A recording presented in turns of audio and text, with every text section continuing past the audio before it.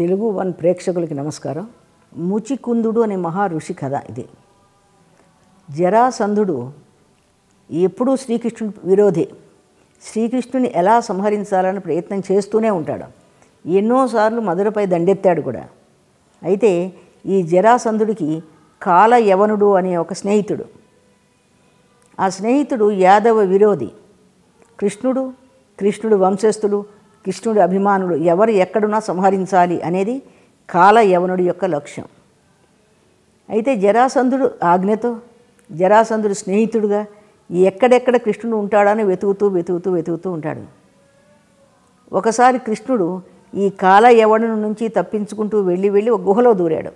ఈ కాలయవనుడు కూడా అంటే జరాసంధుడు స్నేహితుడు, దుర్మార్గుడు, యాదవ ద్రోహి ఆ గుహలోకి వెళ్ళాడు. అప్పుడు అక్కడ గుహలో ఉన్న పరిస్థితి ఏమిటి అంటే ఎవరో ఒక వృద్ధుడు గాఢ నిద్రలో ఉన్నాడు.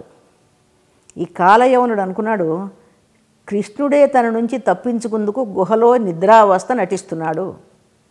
నారదుడు చెప్పాడు కృష్ణుడిని ఎవరు పట్టలేరని, నేను పట్టగలను అనుకుని ఆ నిద్రిస్తున్న వ్యక్తిని కాలుతో తన్నాడు. ఆ నిద్రిస్తున్న వ్యక్తి లేవలే. ఇంకా ఏం నటిస్తావు లేలే అని మళ్ళీ తన్నాడు. అప్పుడు నిద్రలోంచి ఒక్కసారి ముచికుంద మహర్షి లేచాడు. ఎవరు నిద్రపోతూనే నన్ను తంతున్నవాడు అని ఒక్కసారి చూడగానే అతని తపోశక్తి వల్ల ఆ కాలయవనుడు క్షణాల్లో భస్మీభూతుడయ్యాడు. ముచికుందుడు అనుకున్నాడు ఇదేంటి, అసలు ఈ గుహలోనే ఉన్నట్టు ఎవరికి తెలుసు, ఈ కాలయవనుడు ఎందుకు నన్ను తన్నాడు, నాకేం అర్థం కావట్లేదని విస్తుపోయి గుహలో నలుదిక్కులా చూస్తున్నాడు. అంతలో ఈ తులసి మాల అలంకృతుడు అద్భుత నీలమేఘ శ్యాముడు అయిన శ్రీకృష్ణుడు ప్రత్యక్షమైతే గుహలో కృష్ణ నువ్వేమిటి అని అడిగాడు. అడిగితే ఇప్పుడు నువ్వు సంహరించింది కాలయవనుడిని, ఆ కాలయవనుడు భస్మీభూతుడయ్యాడు, నేను నిన్ను దర్శించి నీ కటాక్షం మోక్షం ఇవ్వడానికి వచ్చాను ఇక్కడికి అన్నాడు.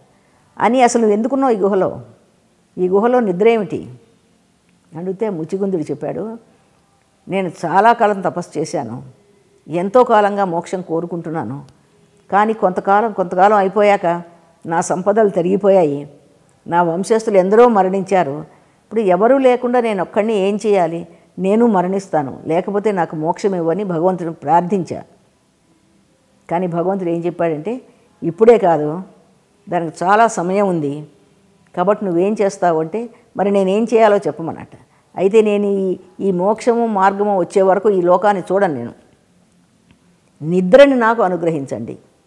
భగవంతుడే కాలస్వరూపుడు కదా, కాబట్టి కాలస్వరూపుడైన ఓ దేవ నాకు ఆ కాలం నిద్రలో గడిచిపోయేది చెప్పండి, ఇంకా నాకేం అక్కర్లే అని ఆ వరం మూలంగా ఆ గుహలో ఏళ్లుగా నిద్రలోనే ఉన్నాడు. అసలు బయటికి రాడు, మెలకువ లేవు, ప్రశ్న లేదు.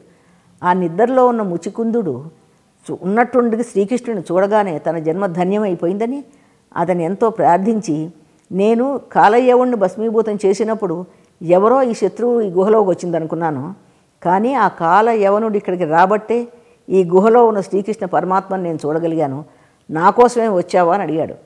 అప్పుడు ఆ ముచికుందుడితో కృష్ణుడు చెప్పాడు, నువ్వు నిద్రలో ఉన్న నీకు మోక్ష మార్గం చూపించడానికే నేను వచ్చాను, దానికి కొంతకాలం పడుతుంది. ఇప్పుడు నిద్రను నువ్వు ఆపి బదరీవనంలో నువ్వు తపోదీక్షలో ఉండు, కొంతకాలం నీకు మోక్షం వస్తుంది అని.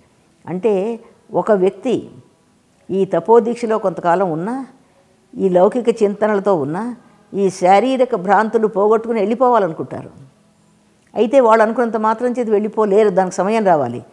అయితే ముచికుందుడు లాంటి మహర్షికి మాత్రము కాలం యొక్క అనుగ్రహం ఉండబట్టి సమయం వచ్చే వరకు గుహలో నిద్రపోయే పరిస్థితిని ఏర్పాటు చేశారు. అంటే కాలమే ఏదైనా చేయగలుగుతుంది. కాబట్టి ముచికుందుడు మూలంగా కాలయవనుడు భస్మీభూతుడైన ముచికుందుడు అదృష్టం కొద్దీ శ్రీకృష్ణుడు సాక్షాత్కారం పొందిన చివరికి మళ్ళీ ముచికుందుడు ఆ బదరీవనంలో తపస్సు చేస్తూ చివరి రోజులు గడిపి మోక్ష మార్గాన్ని పొందాడు అని. అంటే ఈ కోరికలు, ఈ లౌకికమైనటువంటి భ్రాంతులు, ఈ బంధాలు ఇవన్నీ వదిలించుకోవాలి అంటే కాలమే దానికి సమాధానం చెప్పాలి అని చెప్పడం కోసం ఈ ముచికుందుడు కథ మనకి భాగవతంలో కనిపిస్తుంది. ఒక అద్భుతమైన కృష్ణ భక్తుని కథ. మరో కథలో మరోసారి కలుద్దాం.